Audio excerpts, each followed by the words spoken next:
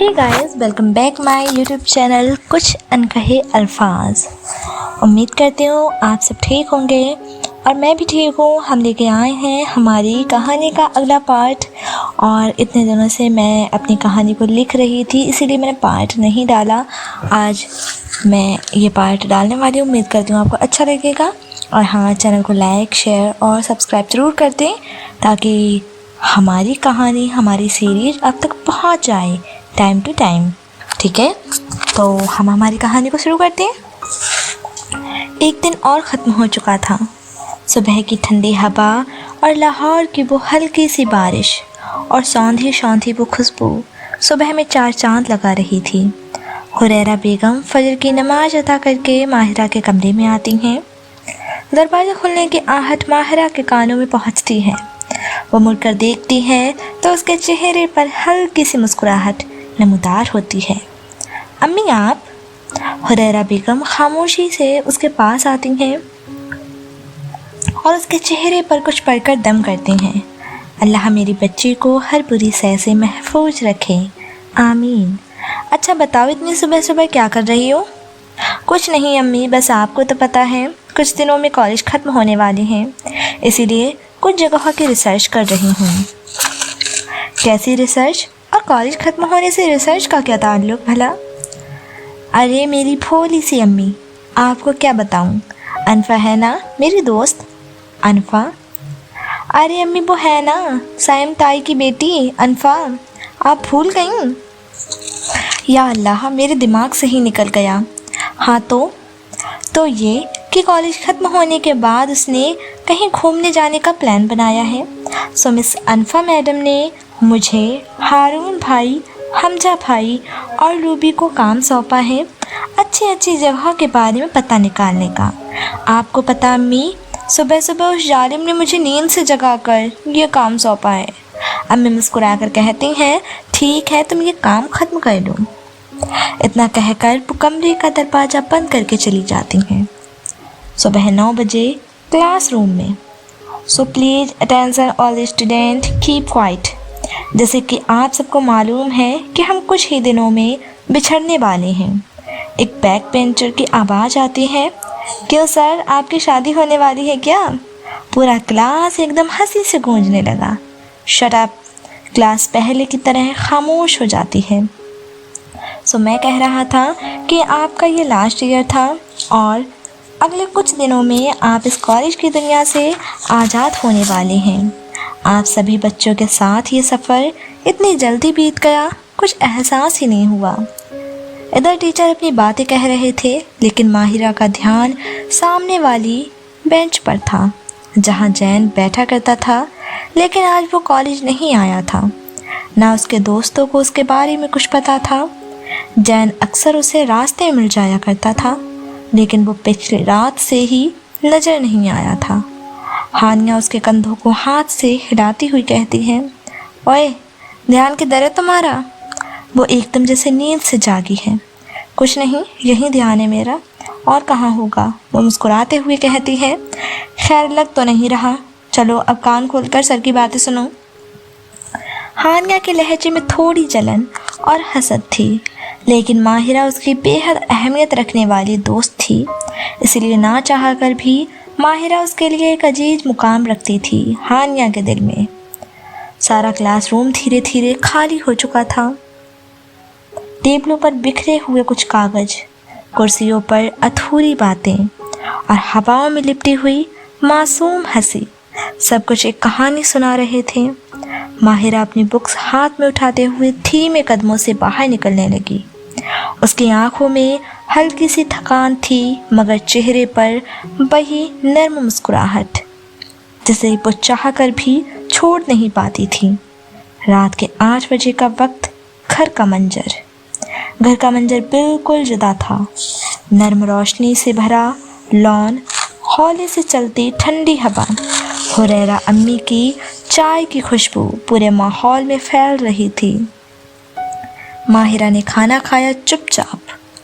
अम्मी कुछ कहना चाहती थी मगर रुक गईं। शायद वो जानती थी कि आज माहिरा के दिल में कुछ अनकहा, अनछुआ सा दर्द है। खाना ख़त्म करते ही माहिरा ने हल्के कदमों से अपने कमरे की राह ली, दरवाज़ा बंद किया और खिड़की के पास आकर खड़ी हो गई। चांदनी आज कुछ ज़्यादा उदास थी, जैसे आसमान भी माहिरा के हालात से वाकिफ़ हो। माहिरा ने बेड पर पड़ा अपना फ़ोन उठाया। दिल में एक अजीब सा बोझ था जिसे वो अब और अकेले सह नहीं सकती थी। स्क्रीन पर जैन का नंबर चमक रहा था। उसने हल्के से उंगली चलाई और फ़ोन बंद कर दिया। मेरा उसे कॉल करना मुनासिब होगा या घर जाके उससे पूछ लूँ कि क्यों नहीं आया वो आज कॉलेज। इन्हीं सोचों के साथ रात अपने पूरे सन्नाटे पर उतर चुकी थी। हवाओं में अजीब सा ठहराव था, जैसे हर चीज़ ठहरी हो, थमी हो। कमरे में हल्की हल्की रोशनी थी, मगर दिल के किसी कोने में अंधेरापन छा रहा था। वो बिस्तर पर बैठी थी, सिर झुकाए हुए। सोचती रही आज कुछ तो अधूरा था। दिन में जैन का चेहरा आंखों के सामने घूम रहा था। उसकी खामोश मुस्कुराहट, उसकी गहरी आंखें, उसकी गैर मौजूदगी। क्यों नहीं आया आज वो? दिल के भीतर एक कांटा चुभता गया। कई बार फ़ोन उठाया, फिर रख दिया। सोचा शायद फुर्सत ना हो, शायद मसरूफ़ हो, मगर फिक्र का हाथ उसके कंधों से हट नहीं रहा था।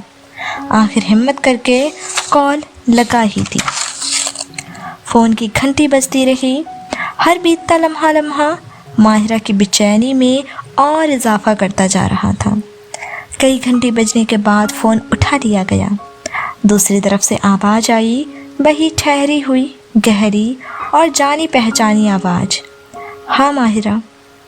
उस एक आवाज़ ने जैसे माहिरा की सारी बेचैनी को आवाज़ दे दी, लेकिन फिर भी उसने अपने जज्बातों को काबू में रखते हुए बेहद नर्म लहजे में कहा, तुम आज कॉलेज क्यों नहीं आए जैन? कुछ पल खामोशी रही, जैसे अल्फाज ढूंढे जा रहे हों, शायद तोड़े मरोड़े जा रहे हों। फिर जैन ने उतनी ही संजीदगी से कहा, बस आने का मन नहीं था। माहिरा चुप रही। जवाब बहुत छोटा था, मगर उसकी गहराई में एक पूरी दुनिया थी। उदासी, थकान और शायद अनकही तकलीफ़। सब खैरियत है ना? माहिरा ने धीमे से पूछा। जैन सवाल भी हवा में तैरता रहे और जैन तक ना पहुँचे। हाँ, जैन ने ठंडे लहजे में कहा, सब ठीक है। माहिरा ने आंखें बंद कर लीं। उसकी उंगलियां सिरहाने के कोने से खेलने लगीं। वो छोटी छोटी आदतें जो फ़िक्र के वक्त सामने आती हैं। मैंने आज तुम्हारी बहुत कमी महसूस की। माहिरा के लहजे में कोई बनावटीपन नहीं था, ना कोई इजहार, बस एक मासूम सी बात थी जो खुद ब खुद जुबां पर आ गई थी। दूसरी तरफ खामोशी थी। जैन कुछ कह नहीं रहा था, मगर ना कहने में भी बहुत कुछ कह गया था। कुछ देर तक दोनों खामोश रहे, जैसे अल्फाज की ज़रूरत ही ना हो, जैसे दिलों की बात दिलों से हो रही हो। आखिरकार जैन ने धीमे से कहा, तुम्हारी बातें बहुत अच्छी लगती हैं। माहिरा का दिल एक पल को रुक गया, मगर उसने कुछ नहीं कहा, बस हल्के से मुस्कुराई। खुद से और आसमान की तरफ देखा, जहाँ चांद अकेला था, मगर फिर भी बहुत खूबसूरत था। अच्छा जैन, माहिरा ने बेहद नरमी से कहा, अपना ख्याल रखना। तुम भी। जैन की आवाज़ आई, बहुत हल्की, बहुत सच्ची। कॉल कट गई। स्क्रीन काली हो गई, मगर माहिरा के चेहरे पर एक नर्म सी रोशनी आ गई थी। चुपचाप वो तकिए पर सर रखकर लेट गई। छत को देखते देखते ये सोचा, कभी कभी सबसे खूबसूरत बातें वो होती हैं जो कभी कहीं ही ना जाती हूँ। और फिर आंखें धीरे धीरे बंद होने लगीं, एक अनकही दिलकश मुस्कान के साथ। नया दिन, संडे का दिन। रविवार की सुबह थी। सूरज हल्की मुस्कान के साथ निकला था। हवाओं में एक अजीब सी ताजगी थी, जैसे कुदरत ने भी अपने आंचल में जादू समेट लिया हो। माहिरा आज बेइंतहा खुश थी। कई दिनों बाद अपने दिल के बोझ को कहीं दूर फेंक के हल्का महसूस कर रही थी। हानिया, ऐमान और महरून सबने मिलकर आज एक छोटा सा एडवेंचर प्लान किया था। शहर के बाहर एक छोटा सा ट्रेकिंग स्पॉट था।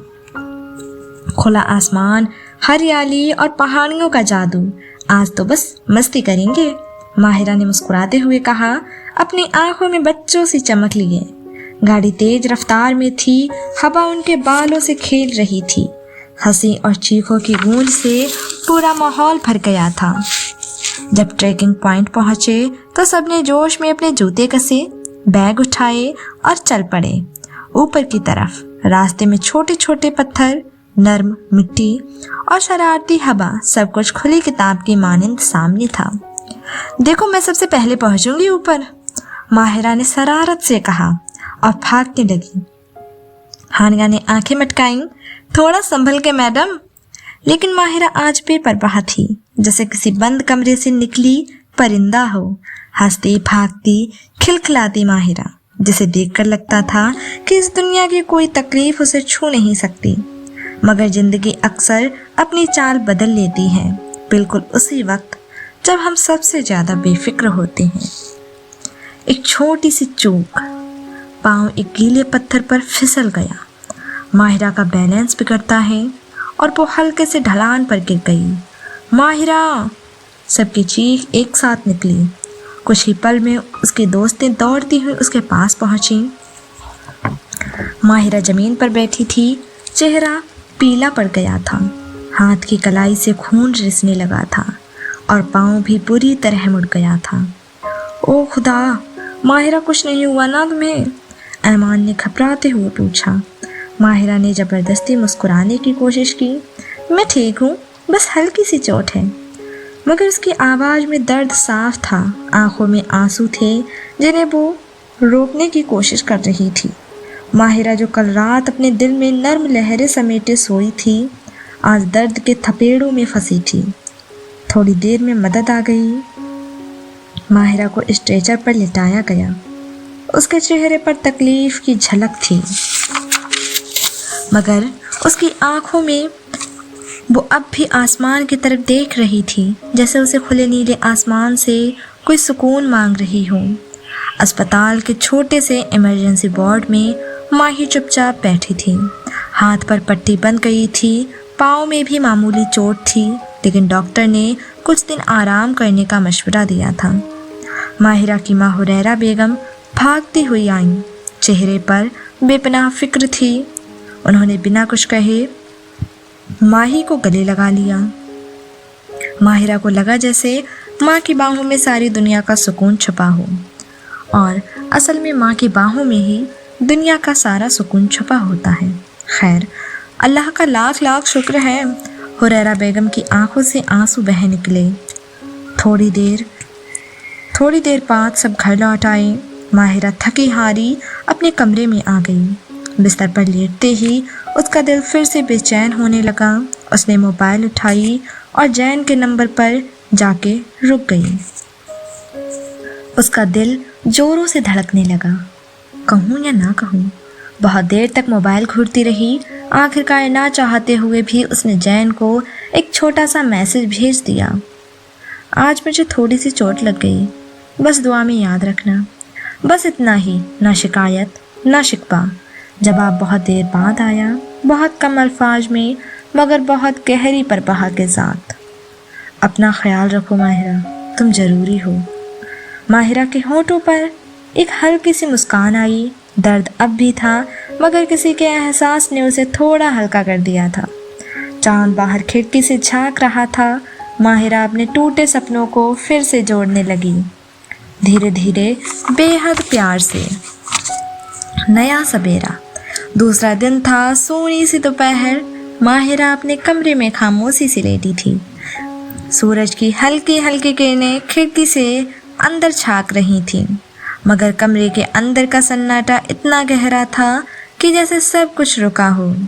कलाई पर पट्टी बंधी थी, पाँव भी अब धीरे धीरे दर्द दे रहा था, मगर जो तकलीफ सबसे गहरी थी वो उसके दिल की थी। एक अजीब सा खालीपन, एक ना समझी सी चुप्पी जो उसके दिल में उतर गई थी।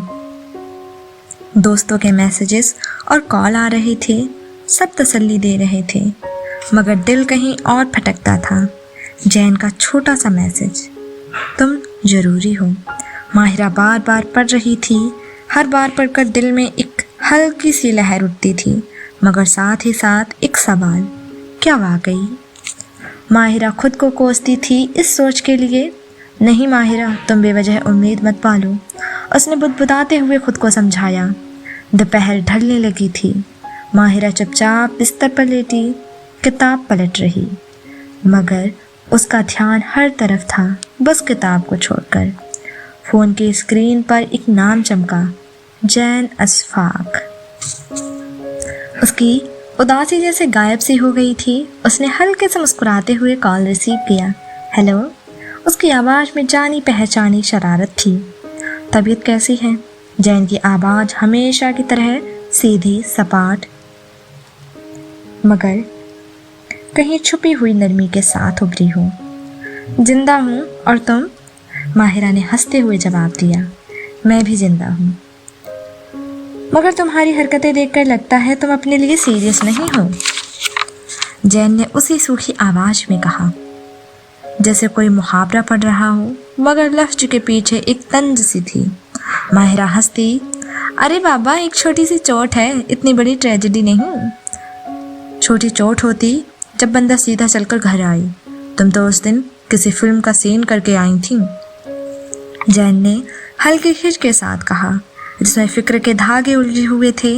माहिरा ने तकिया घुमाते हुए कहा, अगर सब कुछ सिंपल होता तो ज़िंदगी बोरिंग नहीं होती क्या? ज़िंदगी बोरिंग होने और जान का खतरा उठाने में फ़र्क होता है माहिरा। जैन का लहजा उसी ठंडे मिजाज वाला था। माहिरा ने कुछ पल को चुप रहकर उसकी आवाज़ सुनी, फिर नर्म हंसी के साथ कहा, तो तुम मेरी ज़िंदगी के सेफ्टी ऑफिसर बनोगे क्या? जैन ने बहुत हल्के से सांस छोड़ी, जैसे कोई बात दिल में गुम हो गई हो। मैं ज़िंदगी भर किसी का कुछ नहीं बना, ना बॉडीगार्ड, ना दोस्त, ना कुछ और। माहिरा थोड़ी देर चुप रही, फिर मुस्कुराते हुए कहा, मैं स्पेशल गेस्ट हूँ जैन अशफाक, मुझे छोड़ोगे तो रिग्रेट करोगे। जैन कुछ बोल ना सका। माहिरा ने करवट बदलते ही आंखें मूंद लीं। जैन, उसने धीरे से पुकारा। जैन का जवाब हल्का भारी था। तुम कभी अपनी फीलिंग्स के बारे में सोचते हो? कई सेकंड खामोशी रही, जैसे सवाल हवा में टंग गया हो, बेवजन। फीलिंग्स कोई मशवरा नहीं होती माहिरा, जो बैठकर डिस्कस किया जाए। जैन की आवाज़ में कहीं पुरानी किस्म की थकान थी। माहिरा ने आंखें मूंदे रखते हुए हंसते हुए कहा, मुझे लगा तुम सीक्रेट एजेंट हो फीलिंग्स के। मैं तो अपने लिए भी एक राज हूँ, जैन ने बेहद सपाट लहजे में कहा। माहिरा हंसते हंसते फिर चुप हो गई। मैं सोच रही थी तुमसे एक डील करूँ। डील? जैन ने बिना हैरानी से कहा, हाँ, तुम वादा करो कि जब मैं ज़्यादा पागल हो जाऊँ तो तुम मुझे संभाल लेना, और जब ठीक हो जाऊँ तो फिर से छोड़ देना। जैन ने बहुत देर चुप रहने के बाद कहा, तुम्हें संभालने का वादा नहीं करता, पर जब तुम गिरोगी मैं देख लूँगा कि चोट कितनी गहरी है। लेकिन अंदर दिल से एक आवाज़ आ रही थी जैन के, जो कह रहा था, तुम संभलोगी या नहीं मैं नहीं जानता, लेकिन जब तुम बिखरोगी मैं दुआ करूँगा कि तुम मुझे भूल जाओ, क्योंकि मैं खुद को भी संभाल नहीं पाऊँगा। माहिरा की आंखों में नमी तैर गई, मगर आवाज़ वही शरारती रही। वैसे तुम डॉक्टर भी अच्छे बन सकते हो, एकदम सीरियस और बोरिंग। मैं कुछ भी बन सकता हूँ, सिर्फ नॉर्मल नहीं। जैन ने बेहद सूखी मुस्कान के साथ कहा। माहिरा हंसती। जैन, माहिरा ने धीरे से पुकारा। जैन ने जवाब दिया। मुझे तुम्हारी आदत हो गई है, माहिरा ने धीरे से कहा, जैसे किसी डायरी के पेज पर कुछ लिख दिया हो बिना सोच के। जैन ने कुछ नहीं कहा, बस हवा की हल्की सरसराहट में उसकी सांसें गूंजती रहीं। Good night agent Jain, Mahira ने मुस्कुराते हुए कहा। Good night miss trouble, Jain ने बेहद थके हुए मगर हल्के से हंसते हुए जवाब दिया। तो ये थी हमारी आज की कहानी। उम्मीद करते हैं आपको ये पार्ट अच्छा लगा होगा, और अच्छा लगा हो तो वीडियो को लाइक, शेयर और चैनल को सब्सक्राइब करना ना भूलें। एंड हाँ, कमेंट कर दिया करें, कम से कम ये तो बता दिया करें कि आपको स्टोरी अच्छी लग रही है या नहीं, और अगर कोई आइडिया हो जो मैं अपनी स्टोरी में डाल सकूं वो भी दे दिया करें, ताकि मेरी भी हेल्प हो जाए और मैं इस कहानी को और अच्छी तरह से लिख लूं। तो इसमें और भी आगे बहुत कुछ देखने को मिलेगा, सस्पेंस होगा, ड्रामा होगा, कुछ राज खुलेंगे और मोहब्बत होगी। प्यार तो नहीं होगा, आपको पता है प्यार वही होता है जो हो जाता है, इश्क, मोहब्बत और जुनून जो हम कर लेते हैं खुद से ही। तो आपको ये सब देखने को मिलेगा हमारी इस कहानी में।